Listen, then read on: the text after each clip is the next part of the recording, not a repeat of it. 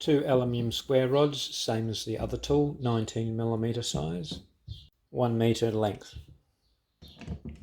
This is the pointer that sits on your seat. It's just a piece of aluminium round rod.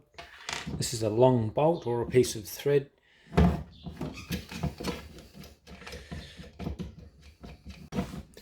Nut in a piece of poly. It's plasticky. Fibre washer. Then these two pieces are a single electrical junction boxes. That's just a piece of like a flexible rubber washer. And another spacer just to keep them apart a bit more. Another just a flexible washer. 25mm cap. Plumbing store. And some other bits just fill in the gap somehow. Just as long as you secure the bolt in there so it's like a knob. Just glued it in. And that's just your electrical pieces. Jam the rod in there.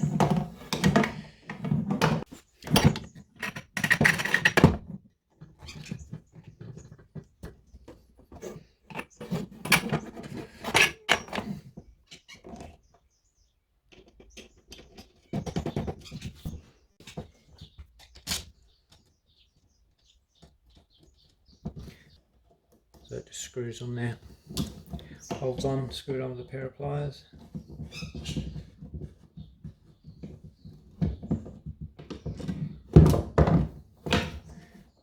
That's it, that's your joint.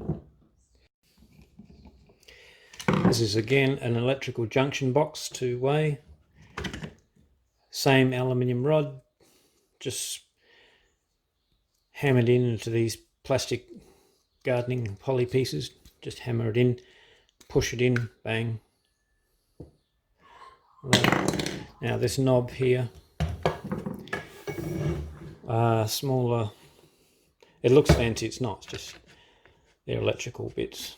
Anyway, some sort of a knob, and all this is a big nut inside there, pressing against the rod. And again, same sort of thing. It's a bolt stuck in there. Some more poly bits, rather than just go through a drilled hole, and it keeps it nice and straight and tight.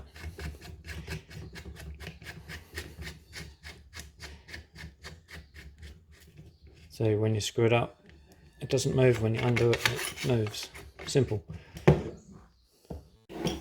On both arms, on this one, on the outside, self-adhesive measuring tape. This one here, smaller piece of self-adhesive measuring tape. This end here, plugs straight into your cap, crank cap. In there. This bit on your seat. Undo this to adjust the height. That goes on the sit bone point, right on there. Take your height measurement from here and your length from your sit bone to your handlebars, eyeball it from here. Tighten the knob and it holds its angle so you can put it on another bike and compare. Unloosen, goes back together. So this tool I made about 5 years ago and it worked okay for a while, but it doesn't give you a tilt measurement. That's why I came up with this one. It does all the measurements that does, plus more, and it's more accurate, and it also gives you seat tilt. Whereas this doesn't actually give you seat tilt, it only gives you an angle, and you can compare it from bike to bike or whatever, whereas this one actually gives you a number, a figure. It's also cheaper to make and a lot easier to make than that one. So this tool really supersedes that one. And just as a matter of interest, about 1.5 years ago, I made this tool, and so it was like a transition between these two. This one is okay to use. It's got a little extender here. You can make that go longer. It's got the same sort of pointer system, a little bit different. Different connection for the back of the seat. But of course, this one you had to extract this to put the other pointer in to put into your bottom bracket cap. So it wasn't all that handy to use. So yeah, that was an intermediate one. Still harder to make and more expensive than this one. This is still the best.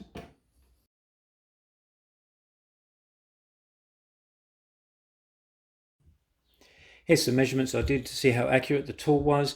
I did it both for the digital and the analog pointer. I did it for two bikes, the Yoleo R12 and the Canyon Air Road, and I did it on 3 different occasions, 3 different days. So hence 3 different columns that each one has. Measurements were taken from the sit bone point and the sit bone line itself. So that's why we've got 2 figures on each page. So for this instance here, we've got sit bone point, accuracy of 1.5 millimeter deviation, and with the sit bone line 2.6. So here 3.6, 3.2. So that's your digital side. On the analog side, we ended up having 1.5 because you can't measure in points. So I just guessed at the nearest millimeter, 1.5, 3, 3.25 and 3.75. So these figures are the maximum average deviation of accuracy for the tools. So here I took a maximum measurement and subtracted a minimum measurement, and so it gives you a deviation, and then I averaged the deviation out for all those days.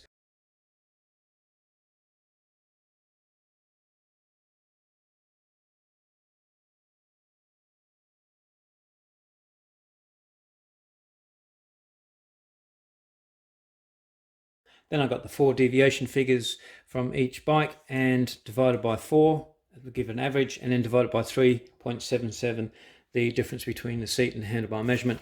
And I got an accuracy of 0.734 for the digital caliper, and for the analog we got 0.762. So they're almost identical, and they're a very small amount as well. When you consider, can you measure 0.7 millimeters of tilt difference at your seat? Well, it's very difficult. So pretty accurate, pretty good.